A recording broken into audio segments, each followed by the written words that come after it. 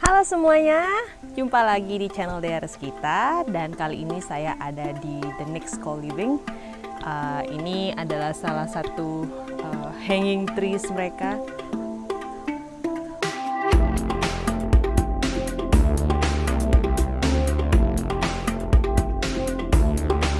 Buat teman-teman yang barusan stay tune, channel ini adalah channel yang akan menceritakan berbagai macam topik dari uang, dari Bitcoin, cryptocurrency, bahkan juga ada seperti entrepreneurship dan juga ya healthy living. Kalau kalian suka dengan kontennya, jangan lupa untuk subscribe dan juga like video ini. Mungkin teman-teman pernah dengar apa itu Bitcoin, ada juga yang mungkin baru pertama kali dengar. Jadi di dalam video kali ini saya akan menjelaskan sedikit tentang apa sih Bitcoin itu. Bitcoin itu kalau bisa kita bilang adalah Internet of Money. Mata uang ini adalah mata uang digital yang di-backing oleh teknologi kriptografi, ya kan? Perbedaannya apa antara Bitcoin dengan uang yang kita punya? Yang pertama adalah Bitcoin itu adalah mata uang yang terdesentralisasi. Maksudnya apa? Terdesentralisasi maksudnya tidak ada pihak apapun yang mengontrol uang ini. Kok bisa? Jadi kalau uang yang kita punya kayak uang rupiah, kan yang mengontrol pasti adalah bank ya, terutama kayak bank sentral kayak Bank Indonesia. Nah, Bitcoin ini berbeda. Bitcoin ini memang tujuannya adalah untuk meniadakan pihak ketiga, meniadakan bank. Kita kan saat ini mempercayakan uang kita kepada bank. Nah, bank pasti kan tidak mungkin cuman menyimpan uang tanpa imbalan. Nah, imbalannya adalah berupa fee. Nah, fee itu bisa jadi dari fee transaksi, atau mungkin juga fee service fee juga ya untuk bank.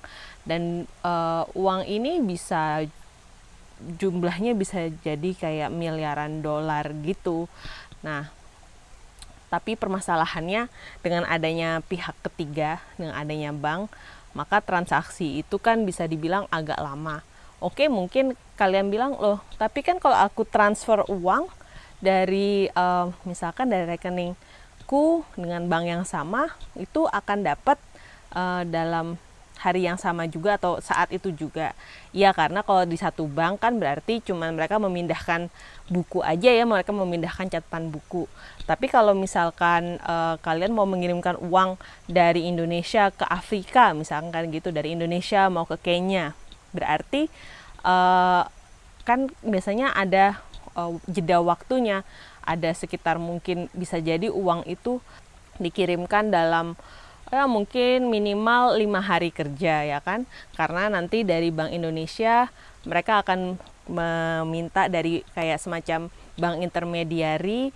Nah, dari bank intermediary ini akan memverifikasi transaksi Anda, lalu baru mereka akan mengirimkan ke bank di Kenya. Dan di dalam proses ini setiap bank akan mendapatkan fee. Makanya kadang kalau mengirimkan uang ke luar negeri bisa jadi fee-nya itu banyak sekali, ada sekitar ya paling nggak minimal $20 kan ya. Belum lagi kita ngomongin soal perbedaan konversi, karena kalau dari Indonesian rupiah kan harus dikirimkan dulu melalui US dollar. Nah, itu ada konversinya dari US dollar, baru nanti juga dikirimkan ke mata uang di Kenya. Jadi ada konversinya juga. Jadi otomatis kita sebagai konsumen akan kehilangan banyak nominal uang di sana. Kalau misalkan mengirimkan uang melalui Bitcoin, tidak perlu yang namanya lama. Jadi maksimal lama mengirimkan uang antara misalkan saya di Indonesia dan di Kenya akan memakan waktu maksimal 10 menit saja, dan semuanya akan terverifikasi secara instan dan biayanya sangat kecil, bahkan lebih mungkin sekitar kamu mau mengirimkan $1 juta, mungkin fee-nya hanya sebesar mungkin $8 saja. Kan nggak mungkin ada bank yang seperti itu. Bank biasanya mengambil minimal ada persentase ataupun juga fixed rate.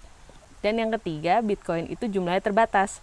Hanya akan ada 21 juta Bitcoin saja yang akan dikeluarkan melalui programnya.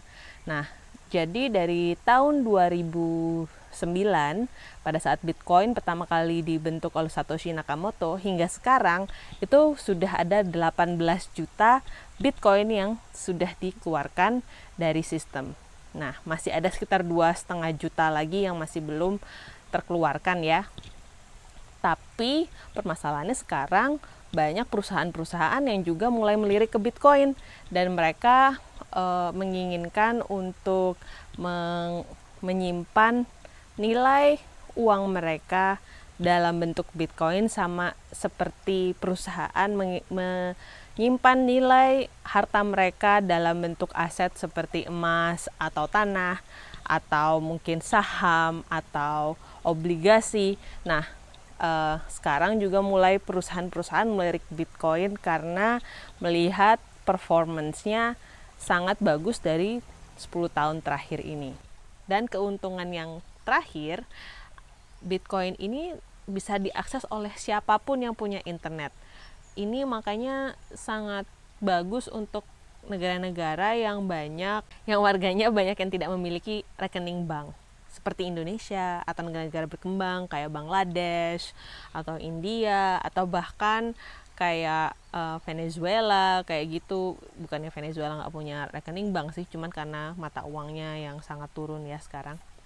Asalkan Anda punya internet, Anda bisa mendownload aplikasi untuk mendapatkan Bitcoin. Anda bisa mulai menukar Bitcoin Anda dengan orang lain. Anda bisa menggunakan Bitcoin ini sebagai mata uang untuk transaksi. Walaupun di Indonesia pada tahun berapa ya, 2017 atau 2018 sempat tidak boleh untuk menggunakan Bitcoin sebagai mata uang pengganti rupiah.